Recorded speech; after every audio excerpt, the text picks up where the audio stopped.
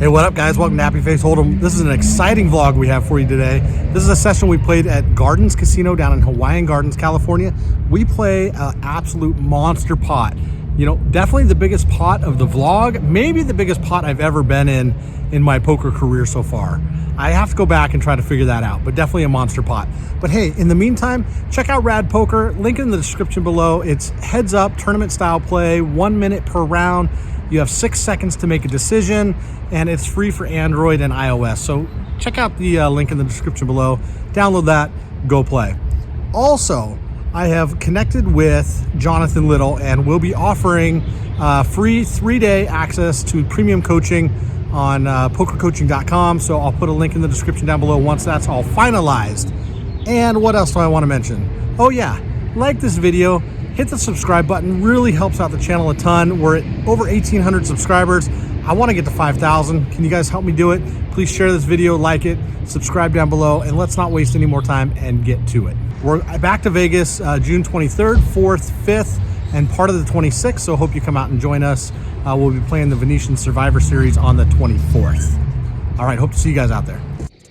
Hey guys, welcome to Happy Face Holdem. These are my fancy Charlie cards, and these are what I like to call my Charlie chips. We like more of these at the end of every session than we started with. Why do I call it Happy Face Holdem? Well, we have a happy face mode right into the side of the hill in the town I live in.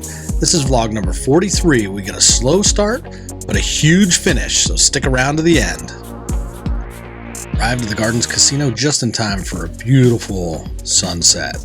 We make our way inside after taking a stop and looking at the volcano that is not lit up this time of year. And be careful you don't step on the fish. All right, we wait on a long list, buy in for the max 600 in the 5-5 no limit game, and waste no time in our first hand. We get dealt ace jack offsuit in the hijack. We open the action up and we get a few callers going 3 ways to a flop with $50 in the pot. Flop comes down deuce, king, 10, monotone, all clubs. Action's going to check to me where I'm going to decide to continue. I'm going to continue most of my range here, put in $20, and we will get 2 callers going to the turn with 110 in. The turn card is the 6 of diamonds. Changes absolutely nothing. This time, the second player elects to lead out for the tune of $50, and I had planned on giving up on the flop. If anybody continued, and that's what we do. Moving on to the next one, where we look down at ace king off from the low jack. We open the action up again in this pot. Nice to have a premium holding in the second hand we're playing at this table. The player at the far end of the table to my left in seat 2 is pretty deep, about 1,400 effective, and after that last hand I'm about 450 effective. We see a queen 4-5 2 spade flop. We should be continuing with most of our range. We can rep all the aces, kings, queens, king, queen, ace, queen here. But I elect to check this one, just balancing my range a little bit. Don't want to always bet or always check, like to mix it up just a little bit. The player I mentioned that's deep stack does decide to put in a $60 bet, and I think I can peel one here. He could be repping a lot of things, even be on a flush draw. So with 200 in, heads up to the turn of a 6 of clubs, which doesn't change much. Brings in the obvious straight draw 7-8, but I don't think 7-8's going to bet on the flop. I check the action over, and he decides to continue for just a little over $100. And I think with just 2 overs, no draws, no backdoor spades, no backdoor straight, I'm pretty much drawn to just an overcard. I take a look at my cards, and then I elect to just lay this one down. This table breaks. We get moved to a new table where we're card dead for a little bit, and then we finally get into a hand or two. Let's take a look. In this one, we're in the cutoff. After the low jack opened the action to $15, we decide to put in the good old 3-bet. We decide to pump it up to 55. Normally I'd go 45, go 3x plus whatever's in the pot. So with the dead blind money in there, this 3x would be 45 plus the $10 in the pot. We decide, like I said, to make it 55. And he ultimately elects that he does not want to play with me. I was card dead. This is the first hand I've played in quite a while, so he probably figured I had a monster. He does flash me king, queen off suit and lays it down. All right, in this one, we're going to go on a little set mining adventure from the small blind. There's a pre-flop raise. We decide to call the 20 with a stack big enough to set mine. Typically 10x implied odds. So if I can get 10 times the raise, by hitting a set and trapping and getting it all in, then it's a good idea to call. Flop comes down 9, king 4, rainbow. There's absolutely no reason for me to continue on this hand. We tried to set mine. We did not hit our set. There's no reason to continue. I mean, I could let go of one bet and float it, but there's really no need in this one. All right, here we go again. This time in the button with pocket sixes. We've upgraded from the fives. Again, another set mining opportunity. There was a late position open. The player to my right opened the action on this one. It looks like we're going 4 ways to the flop with 85 in, 4 players, plus some dead money in the blind. Flop comes down queen 4-3 with 2 spades. In this one, the action checks around to the original aggressor, and he decides to put in a bet for, I believe it was $40 on this one. I actually did have a friend of mine show up and talking to me. I got a little bit distracted, but ultimately decided to float this one due to the fact that I have a backdoor straight draw. So I was okay watching one more card come on this board. So the turn comes down the 9 of clubs. We do not improve. The intention is to give up if there's a bet ahead of us, which ultimately there is with 155 in the pot. Heads up. He puts in a $75 bet, about half the pot, and we just go ahead and lay this one down and look for a better spot. Things aren't really going our way tonight. We got off to a slow start, picked up some pots in the middle there, but let's see if we cannot improve on the night. And improve we do. Upgraded to first class with red pocket aces. We open the action to $15 out of under the gun. And believe it or not, we will have 4 callers going to this flop. So 5-way action with pocket aces. Pocket aces play great heads up, but not 5 ways. But, I put the 15 in just to give everybody a little bit of rope to join me on this flop, which does come down monotone. Gosh, we're seeing a lot of monotone boards tonight. 8, 4, 6, all clubs. I am just going to bomb this pot. I put in a overbet of $100 into a pot of 75.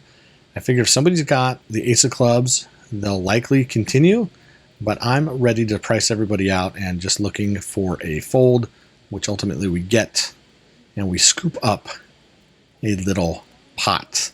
Let's see if we can't keep the run good going down here at the Gardens Casino. Nice place, by the way. Can't wait to go back without plexiglass.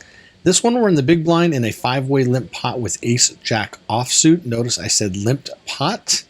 I check my top pair, and a gentleman across from us in a middle seat, top right of your screen, and you can't hardly see him, decides to put a bet in for $30.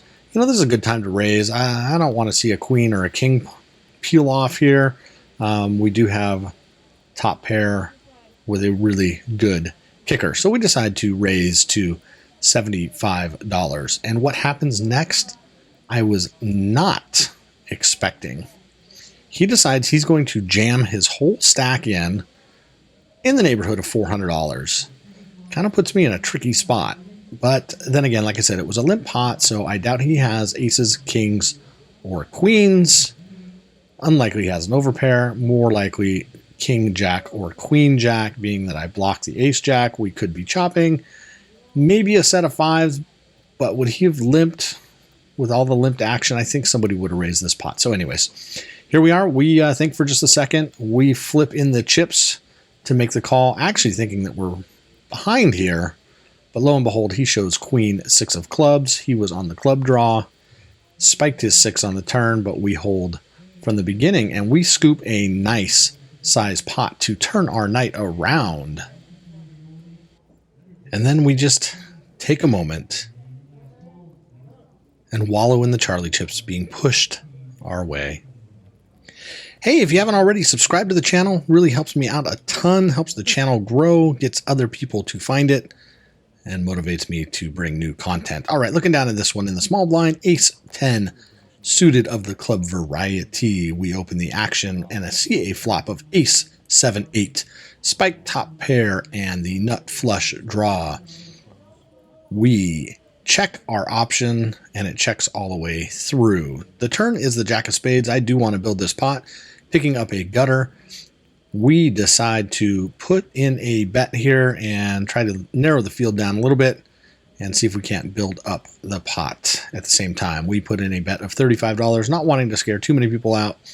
We do get a couple folds, and ultimately we get one caller from seat 7 down at the end of the table. Young gentleman who's been playing a very solid game tonight. And we are going to go to the turn, and the turn card comes down. 4 of diamonds. We totally brick out, miss our club draw, but we likely still have the best hand with ace high. A little worried about our kicker, but we're going to go for some value by placing a bet of $60, a little less than 1/3 the pot, hoping to get some value out of a jack or a worse ace. We do get a call. We table our hand. We are good. We hold, and we are happy about that. Buckle your seatbelts, ladies and gentlemen. This will turn out to be the largest pot I have played in my poker career. Let's hope it goes well. I'm in +1 with pocket queens. I open the action to $25. The next player folds, and the 2 players after that both decide to call. It's around to the small blind, who 3 bets to $200. So with 480 in, I think for just a minute, and I make the call. This is the same player from the last hand who I said was a pretty solid player. Now, I don't want to scare anybody out, so I don't want to 4-bet it. But when the action gets around to the button, you can see his hands there. He just pulls chips out of his rack. We want to keep him in this pot, and that's why I elected not to 4-bet or jam on this one.